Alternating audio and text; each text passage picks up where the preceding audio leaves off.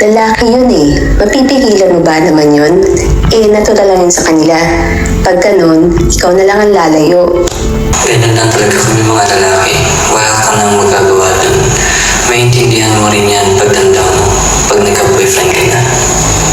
Bakit di ka pa nagsasaing? Gabi na ah. Ma, pagod na ako. Kanina pa ako gumagawa oh. Pagod ka mo? Aba, hindi pwedeng paganyan-ganyan. Ikaw kaya ang babae. Kababae mong tao, dapat ikaw ang gumagawa ng mga yan. Kumilos ka na. Sure ka? Loko kunin mo? Hindi bagay sa babae yun. Baka mamaya, pag nasa korte ka na, magdadabo ka, iiyak ka na lang pag wala ka na maisagot. Huwag ka kasing nagdididikit. Pag yan nadali mo, dyan nagsisimula yan eh. Ano ba kasing suot mo? Baka naman kasi masyadong maiksi. Alam mo naman pala na kayo lang dalawa. Ba't ka pa sumama? Kababae mong tao, nananapok ka? Kahit na, hindi mo na dapat pinapatulan mga ganun.